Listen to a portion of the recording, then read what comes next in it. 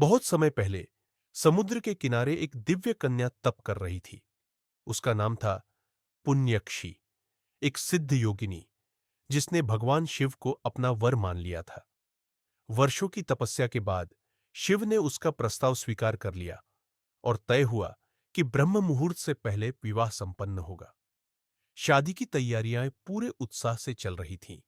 हजारों दीप जलाए गए, पकवानों की महक हवा में तैर रही थी और पूरा गांव उमंग में डूबा था। पर किसी को पता नहीं था कि कुछ लोग इस पवित्र मिलन को रोकना चाहते हैं। उन्होंने षड्यंत्र रचा, शिव को भ्रमित करने के लिए सूरज की कृत्रिम रोशनी फैलाई। शिव विवाह स्थल से बस कुछ किलोमीटर दूर थे। उन्होंने जैसे ही दूर से सूर्योदय देखा, उन्हें लगा कि वह समय पर नहीं पहुंच पाए। अपने वचन को टूटा मानकर वे लौट गए, टूटे मन और भारी दिल के साथ।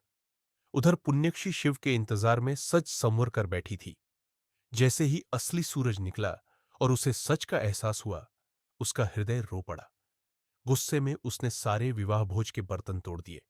फिर वह भारतवर्ष के अंतिम छोर पर चली गई, समुद्र की लहरों के बीच, उस भूमि पर जहां आज कन्याकुमारी मंदिर है, और वहीं अपने शरीर का त्याग कर दिया। शिव को जब यह ज्ञात हुआ, तो वे स्वयं से क्रोधित और अत्यंत दुखी हो उठे।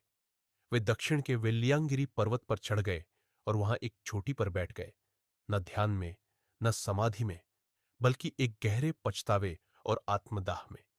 उन्होंने अपनी ऊर्जा उस पर्वत में छोड़ दी और तभी से वह पर्वत दक्षिण का कैलाश कहलाने लगा।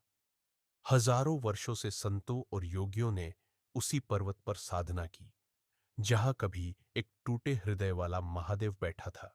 अगर यह कहानी आपके हृदय को छू गई हो, तो इसे जरूर साझा करें, ताकि और लोग भी कन्याकुमारी और शिव के इस दिव्य भावनात्मक इतिहास से परिचित हो सके।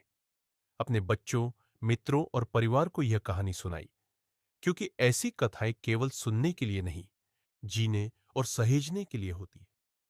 भारत की आध्यात्मिक धरोहर को जीवित रखे एक कहानी, एक भाव, एक कदम से।